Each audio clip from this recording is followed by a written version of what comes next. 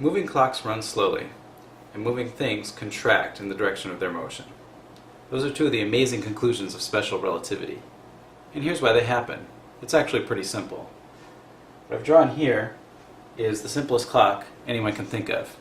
It's just a tube with mirrors on both ends and some light trapped between them. And so the light bounces up and down between the mirrors. It's a great clock because there are no mechanical parts. It can never wear out or break down or slow down. So, for the sake of making things a little bit easier, we're going to say that the height of the clock is the distance that light travels in 1 second. That's a pretty large clock, but of course it would work for any size, but it just makes the numbers a little easier. So, in 1 second, the light bounces from the bottom to the top, and the clock ticks every time it reaches one of the ends. It ticks every second. So the height of the clock is c. C is a symbol for the speed of light. It's a pretty big number, 300,000 kilometers per second. Now, so this clock ticks once every second. What if it moves at high velocity? Well, if we put it in a truck ourselves and drive the truck off at high velocity, we're not going to observe anything at all happen to the clock, because we don't have any motion relative to the clock. So none of the effects of special relativity can happen if we don't have any relative motion. The interesting stuff happens if somebody else puts the clock in a truck and drives off at high velocity.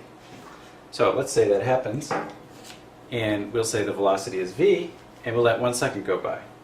So this whole thing moves over in this direction by a distance v, because 1 second has gone by. So here's the light clock. After 1 second on our clock is not moving with respect to us. Where did the light get to after 1 second on our clock? Did it get all the way to the top of that moving clock, thereby indicating 1 second on the moving clock? Well, no, it didn't, because the central thing about special relativity, and really central observation about nature and how nature works, is that the speed of light is invariant. It doesn't depend on what the observer is doing, the velocity of the observer, or anything like that. So we have to measure the same speed of light even if the clock is moving. And I've calibrated the length of the clock to be equal to the length of this ruler. So therefore, after 1 second, the light can only have moved the length of this ruler. And let's see if it can get to the top of that clock. No, it can't get to the top of that clock. Not at all. In fact, it can only get this far. I'll actually draw the entire path of the light as seen by us. There it is. So therefore, after 1 second goes by, on our stationary clock, less than 1 second has gone by according to the truck driver. The truck driver would say about 2/3 of a second has gone by. So, moving clocks run slowly.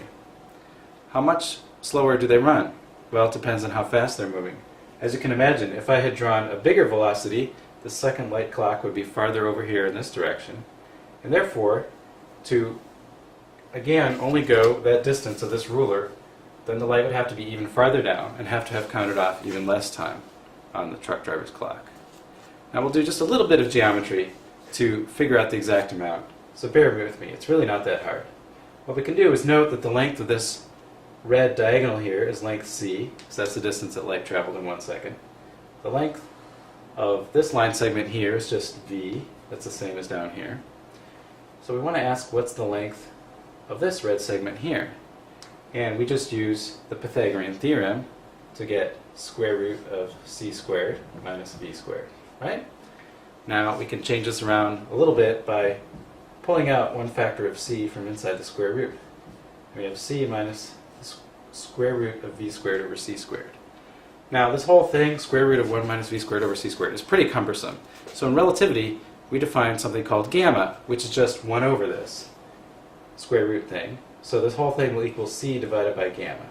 Now gamma is nicely defined so that at a velocity of 0, gamma equals 1, and at a high velocity, it's much larger than 1. It can reach hundreds or thousands or millions if you're very close to the speed of light. Alright, so we've established that the length of this red line segment here is c divided by gamma. But remember that the height of the entire clock was c. That's how we set up the problem. It's the distance that light travels in 1 second. That's how we built our clock. So this length here is gamma times shorter than the height of the clock. Now, here's what we've been waiting for. The amount of time that it takes for the driver's clock to tick 1 second is the amount of time that the light would take to continue past this point and go all the way up here, right? Now the cool thing about this is this black triangle here is a similar triangle to the red triangle. It's got all the same angles, it's just a little bit bigger. And specifically note that it's gamma times bigger, because we've already compared these legs of the triangle. So the hypotenuse side has to be gamma times bigger. So its length is c gamma. And this top side's length is v gamma. Alright, so what that means is by the time the truck driver's clock has ticked off 1 second, gamma seconds have gone by on our clock. So we would say that the truck driver's clock is running slowly. What about length contraction? It's actually intimately related, because from the truck driver's point of view, after 1 second has ticked off on his clock, we would say that he's moved a distance v gamma. But that can't be right, because we've stated that the truck was moving a distance v. So, from the truck driver's point of view, he can only be moving a distance v in the time that it takes his clock to tick 1 second, because our relative velocity is v. So, it must be that the truck driver measures this distance that we call v gamma. He must measure it as a distance v in order for him to be going at the velocity. And so, it is an effect of the time dilation that the lengths have to contract as well. Now there's a nice way to summarize all this and make a picture that I think will really stick in your head, so you remember it later. We're going to eliminate all the details from this diagram, just strip it down to its bare essentials. And we're going to draw the left light clock as just a vertical line, and then we'll draw an axis here representing velocity.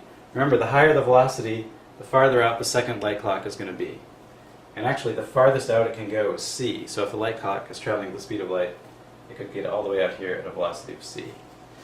And using this is the distance that light can go in 1 second, we're going to draw a quarter of a circle connecting these.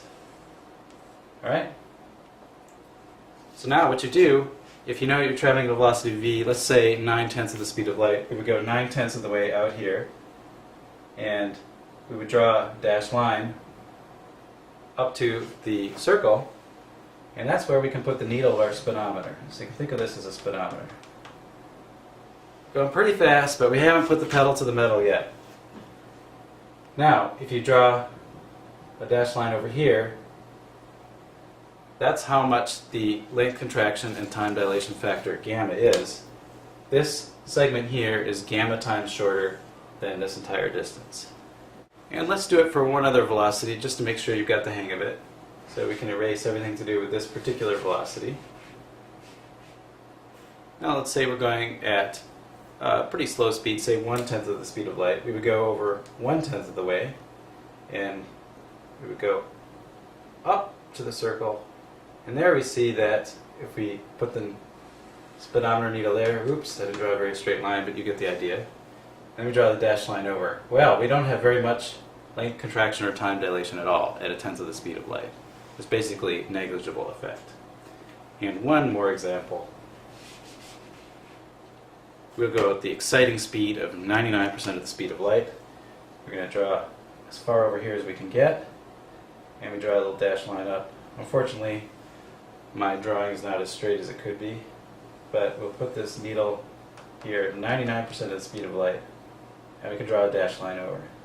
We see that we have quite a bit of contraction. We have about a factor of 10 contraction at 99% of the speed of light.